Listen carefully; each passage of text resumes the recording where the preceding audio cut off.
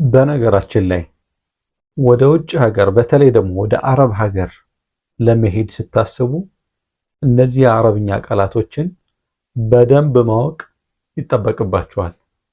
አሰላሙ አለይኩም ወራህመቱላሂ ወበረካቱህ። ሚዳድ ኦንላይን ኢስላማዊ ተቋም ነን። ቀጥታ ወደ ቲፖቹ እንሄዳለን።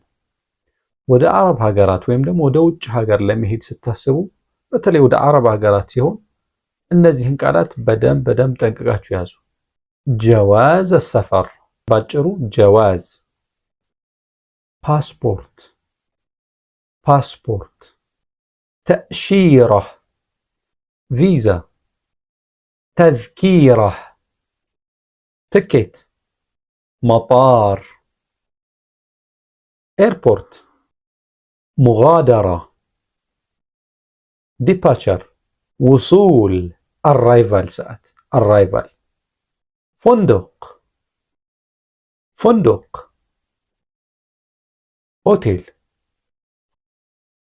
መጥዓም ሬስቶራንት ምግብ ቤት ሬስቶራንት፣ ሱቅ ተመሳሳይ ነው ሱቅ፣ መድኸል መግቢያ ኢንትራንስ፣ መኽረጅ መውጫ።